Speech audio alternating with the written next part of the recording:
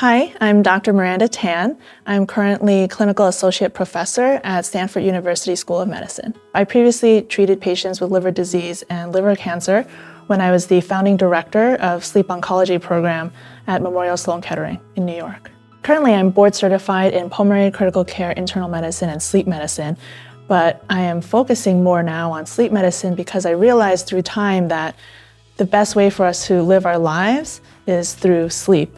And I want to help my patients achieve the best sleep that they can. Sleep is vital in maintaining our cognitive function, maintaining cardiac health, mental health, and also it gives us the energy that we need to get through the day. When our body gets a good night's rest, we feel refreshed and ready to conquer the day.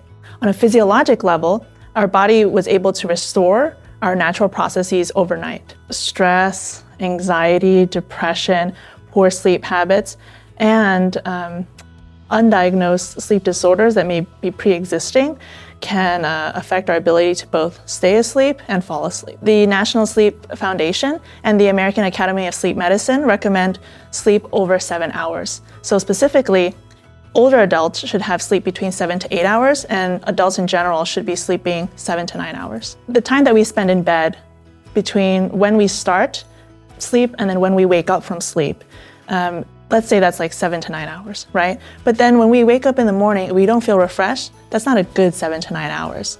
So the underbelly of that could be, do we have a sleep disorder that was not investigated? Do we have a lot of stress or anxiety that's causing us to have arousals overnight, which thereby will affect our sleep quality?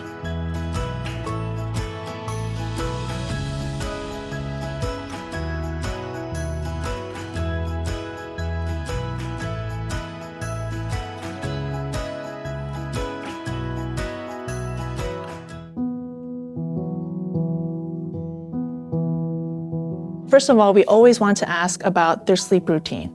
So what do they do before they get to bed? What's their usual habit? Afterwards, we want to know if they're waking up in the middle of the night, what's causing them to wake up in the middle of the night? And then what are they trying to do to remedy the situation?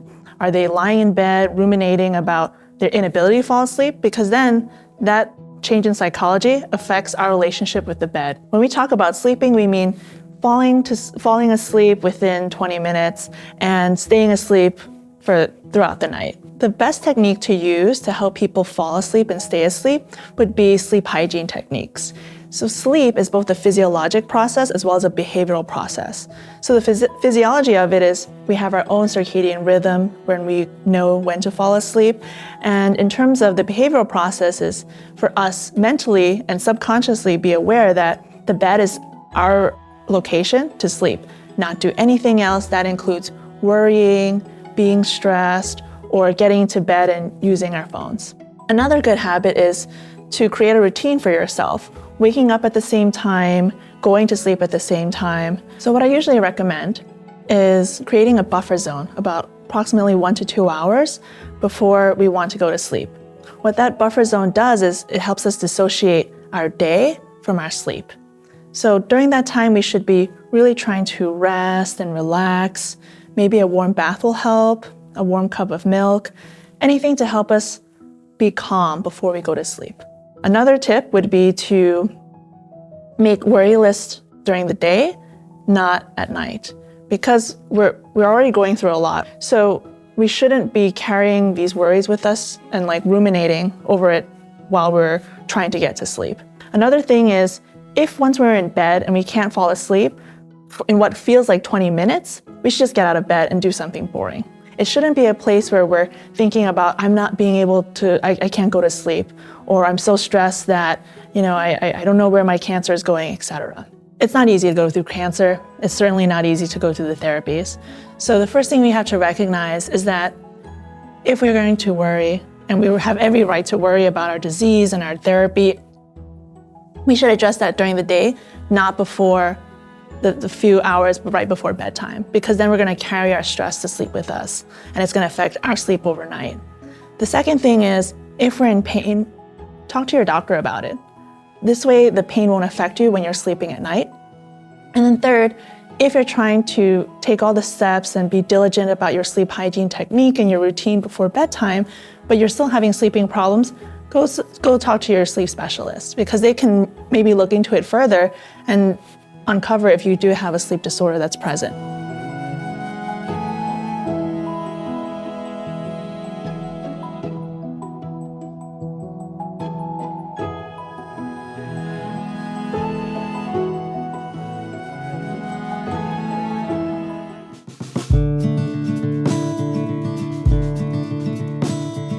Another good tip would be to try to create a good sleep environment. So meaning that remove the pets from the room. And I know that we all love our pets, but sometimes they might disturb us at night. Making sure that we have dark curtains because the sun can wake us up earlier than we intend to. And also try to make sure the environment is nice and quiet. Next, no electronics in the bedroom. This might be hard. People like to watch TV in bed, people like to use their phone in bed, but the reality is that we're making the bed another place to do another activity when it should strictly be for sleeping. Another tip would be no clocks in the bedroom, okay? So if you don't know what time it is, just set an alarm for the morning. If you're awake and that alarm doesn't go off, you have to go back to sleep, okay? It could be 15 minutes before the alarm is set to go off, but this is the best way for you to be relaxed and just focus on sleeping.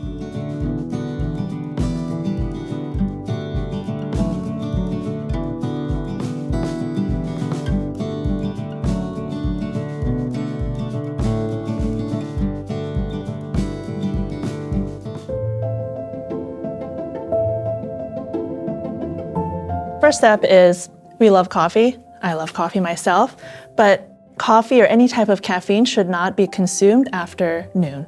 And this is because after that 12 p.m. cutoff, there is some form of caffeine that lingers in our system that may not be metabolized by the time we want to go to sleep. So that caffeine in turn can affect our sleep architecture. The second thing is when we want to eat dinner, we try to keep it light because we want to give our body time to digest, because otherwise when we go to sleep, what ends up happening is that it'll affect our quality of sleep and may cause us to wake up in the middle of the night.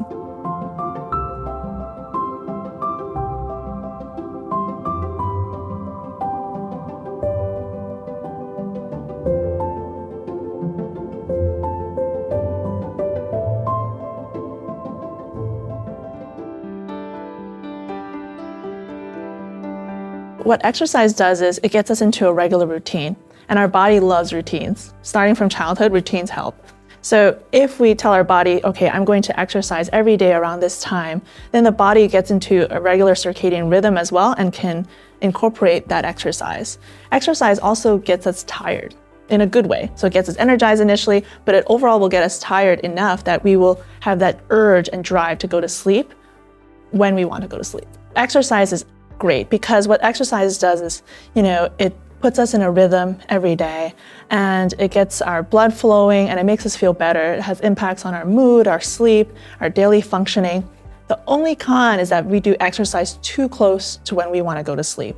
So in general, we like to recommend exercise at least 4 hours before when we want to go to sleep. For those that be more sensitive, try to do it at least 5 hours before you want to go to sleep.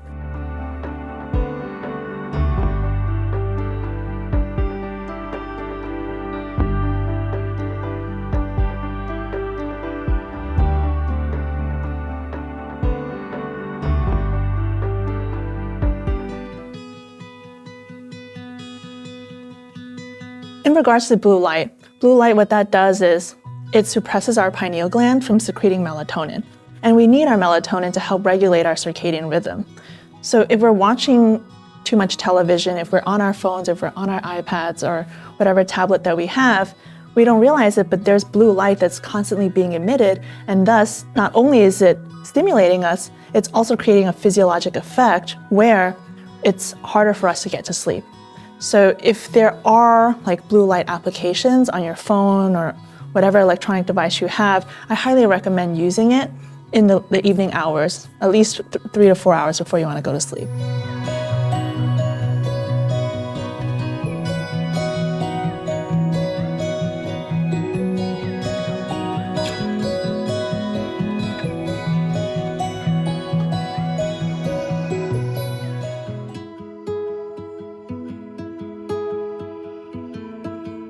if we are very diligent about our sleep hygiene techniques and we still find that it's difficult for us to either stay asleep or fall asleep, it's best to be evaluated by a sleep specialist to see if we have an underlying sleep disorders that can be investigated and treated. Patients can find a sleep specialist either through their primary care physician or by asking their oncologist. People can learn more about sleep at the American Academy of Sleep Medicine website.